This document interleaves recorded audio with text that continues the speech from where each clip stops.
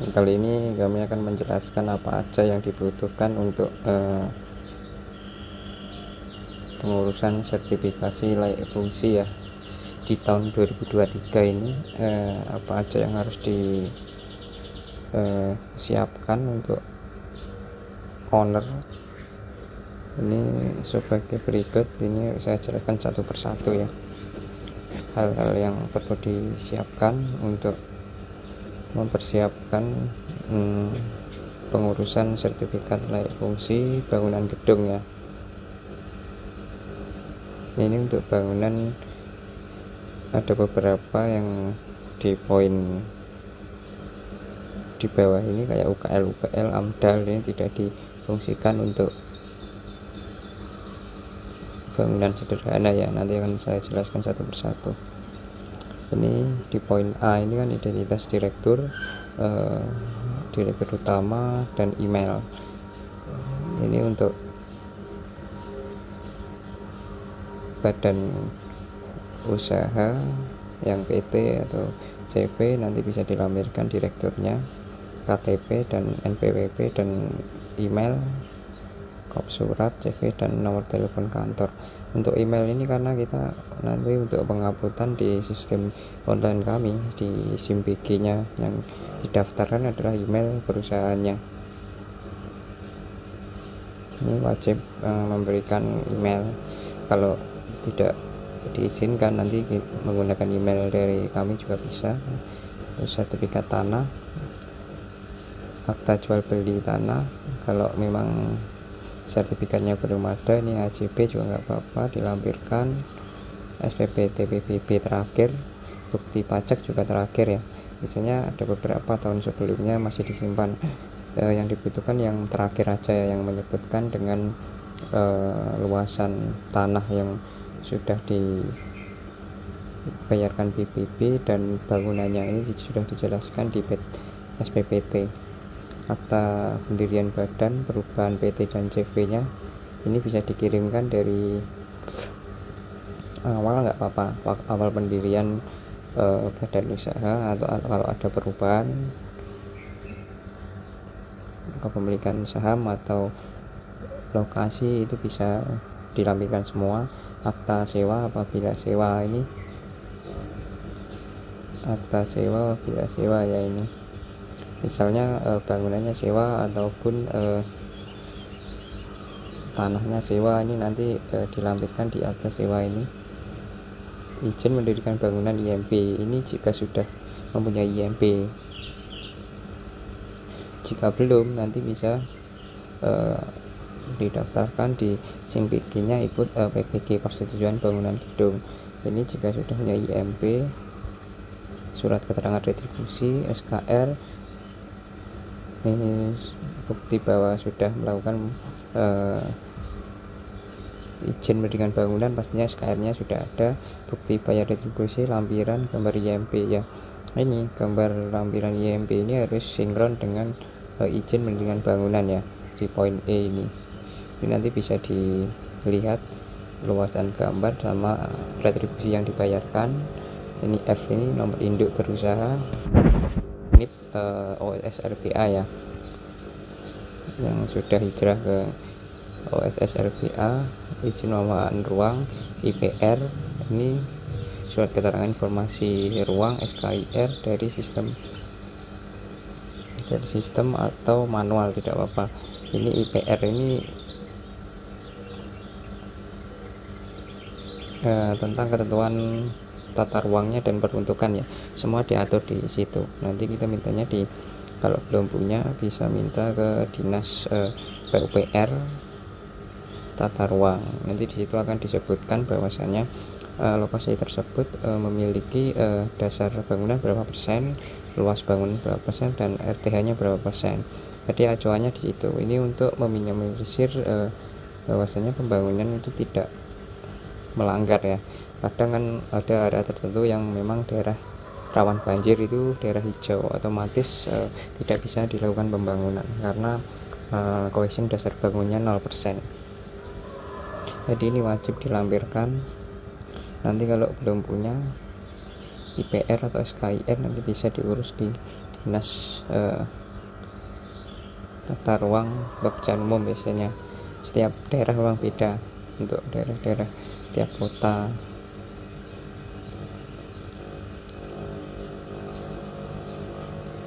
Kalau kota biasanya SKIR ini izin pemanfaatan ruang. Hal ini persetujuan kesesuaian kegiatan pemanfaatan ruang. Ini bisa dicetak di OS nya PKKPR nya ini. Cuman di PKKPR ini biasanya itu belum ada ketentuan garis sepadannya. Jadi garis sepadan bangunan di area tersebut dari tepi jalan atau as jalan itu ketentuannya belum ada yang di OSS. Cuman kenapa kok membutuhkan di poin G ini izin pemanfaatan ruang, yaitu tadi untuk mengetahui ketentuan dari batas jalannya ini rumija atau as jalan itu berapa meter. Nanti setiap daerah beda-beda ya di poin G sama H ini, beda kecamatan beda ketentuan, nanti bisa disesuaikan. Untuk standarnya itu untuk KDB kawasan dasar bangunan itu 80% dan RTH nya ruang terbuka hijaunya ini KDH 30%. Yang kawasan dasar hijau biasanya 10% dan lainnya itu untuk PSU, prasarana dan sarana. Terus surat izin peruntukan penggunaan tanah SIPPT atau PTP, ini surat izin peruntukan penggunaan tanah. Ini surat yang diterbitkan dari BPN ya. Ini mintanya ke BPN. Apakah di situ bisa digunakan untuk peruntukan bangunan tertentu, misalnya gudang, industri atau perumahan dan pemukiman. Itu sudah ada lahan pertanian itu di PTP tersebutkan dokumen lingkungan AMDAL atau AMDALALIN ini untuk bangunan kawasan industri ya, untuk pergudangan industri dengan luasan kompleksitas tidak sederhana. Ini juga sama, dokumen lingkungan UKL, UPL dan SPPL ini untuk di bangunan sederhana di bawah 75 meter persegi atau 92 meter persegi untuk 2 lantai itu tidak membutuhkan ini. Dokumen lingkungan, Rekomtek dan Ritek, Rekom PMK dari perangkat daerah terkait ini bisa minta rekom dari dinas PMK atau damkar. Nanti di situ kita mengajukan surat rekom PMK baik APAR ataupun hidran. Itu nanti akan ada pengecekan dari dinas damkar atau yang mengurusi PMK di daerah masing-masing. Biasanya ini dinas damkar ya ada sendiri. Terus SLO listrik, SLO genset jika ada genset ya. Ini untuk genset ini kalau di bawah 200 VA ya, 200 VA itu cukup surat izin aja dari dinas tenaga kerja. Kalau sekarang ini sudah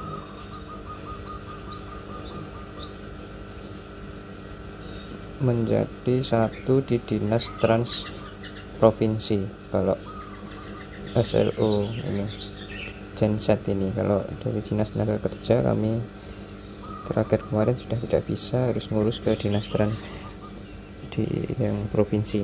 Misalnya kalau Jawa Timur ya di Surabaya itu. Nanti informasinya bisa kami sampaikan untuk lebih jelasnya ya. Untuk SLO listrik ini bisa diurus di pihak ketiga dari rekanan PLN bisa untuk pengecekan sertifikat layak operasi untuk listriknya.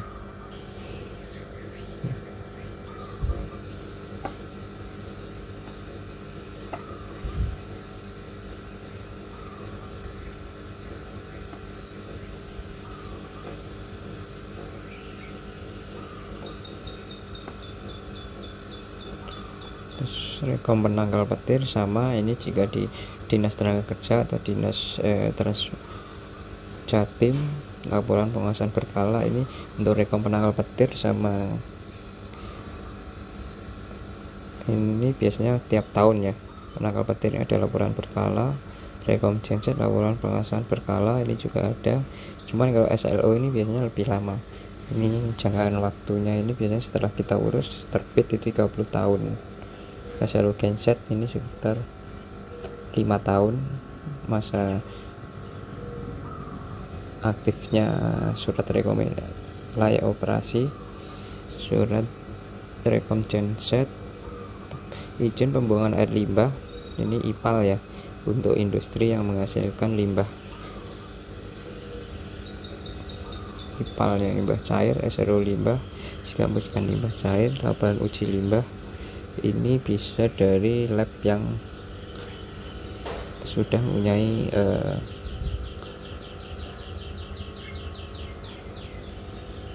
standar yang sudah berlisensi ya, dari DLH.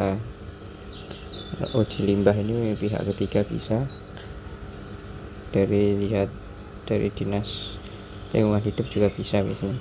Izin penggunaan limbah P3 jika ada kegiatan limbah P3 ini dari Dinas LH. Surat perjanjian kerjasama dengan pengangkutan dan pengelolaan limbah P3 ini bisa surat perjanjian dengan pihak ketiga pengangkut dan pemindahan limbah P3 ya. Ini bisa ke jasa pengangkutan limbah P3. Ini ada beberapa ya, misalnya kayak PT ARA, PT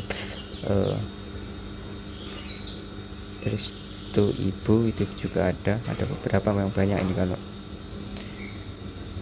kerjasama dengan limbah P3 pengangkutan dan pemindahan limbah P3. Surat perjanjian kerjasama ini sudah kami jelaskan. Ini gambar dalam bentuk file AutoCAD yang meliputi gambar arsitektur, struktur, dan mechanical, electrical, dan plumbing. Ini gambar arsitektur ini ya denah tambah potongan, struktur ini detail-detail fondasi, detail struktur atap, mechanical, electrical dari lampunya, rencana lampu, rencana plumbing, dan instalasi MEP-nya. Perhitungan struktur bangunan ini untuk laporan kajian ya, kajian struktur bangunan ini jadi strukturnya layak atau tidak. Ini kalau dari klien belum ada, bisa diurus dari kami dengan tenaga ahli struktur. Laporan penyelidikan tanah, teksondir kalau memang mempunyai rekod tes sondir di sekitar pembangunan. Dokumentasi setiap tahap pelaksanaan konstruksi jika ada ya, saat pembangunan dulu, sistem suplai air bersih, kapasitas tandon, PDAM atau air, jumlah kapasitas pengguna, staf atau karyawan. Ini data yang bekerja atau yang ada di bangunan ya. Ini untuk menentukan batas okupansi. Sebenarnya ini bisa dikaji sendiri, cuman itu untuk acuan dari ownernya. Ini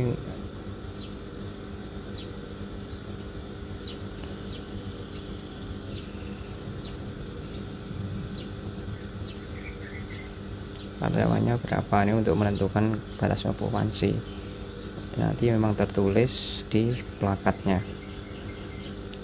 Gambar single line diagram listrik, gambar layout sistem saluran drainase, kapasitas proteksi kebakaran, titik apar, file alarm, dan hidran. Ya, ini untuk gambar ME-nya, gambar jalur evakuasi, titik assembly point, laporan pemeriksaan berkala bangunan gedung, perawatan berkala. Ini jika ada rekod atau rincian perbaikan atau repair bangunan gedung tersebut. Data penyedia jasa perencana konstruksi disertakan data arsitek berlisensi dan tenaga ahli bersertifikat ya. Ini yang wajib untuk bangunan kompleksitas tidak sederhana. Ini wajib menyediakan 3 ahli ya, ahli yang ber-SKA baik arsitek, struktur, dan ME. Ini dari kami bisa menyiapkan dari data-data ini. Mungkin yang